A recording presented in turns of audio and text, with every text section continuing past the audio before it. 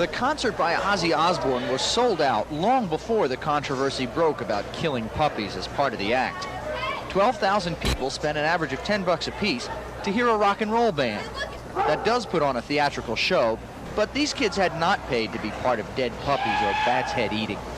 And they weren't too happy about how their rock and roll hero had been treated. I mean, the guy's wild, but he's not cruel. He's only out to entertain people. Hey, that's what people are here for. They're here to get entertained, you know. It's a bunch of baloney, you know. It's not crazy. Have you followed the group before? Yeah, I've seen them before. Never did anything like this. What are they like on stage? Regular. Ozzy snuck in a back door in an unmarked car. No interviews. Word is he just wants to play Boston and get out of town. We were not allowed in for pictures, but I did go in to listen to part of the concert. The crowd was typical, jumping to their feet as soon as the music started, cheering, clapping, generally having a good time.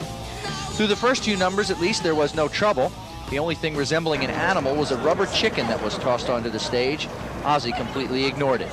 And according to the police monitoring the event, all went well. We've had no problems, so to speak, of it up to the present time, and I'm very satisfied the way it's been going. But all these rumors that prove that they were false.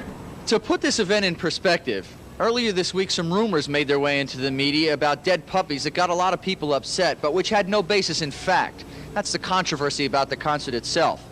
But long after Ozzy Osbourne is gone, this city will remember this concert because it was over this concert that the two licensing powers in this city came to blows as to who is in charge of licensing an event like this. And now it will be several more months of court battles before that jurisdictional dispute is resolved. That, if anything, is the ongoing significance of what happened here tonight. From the Garden for News Center 5 Tonight, I'm David Ropeik.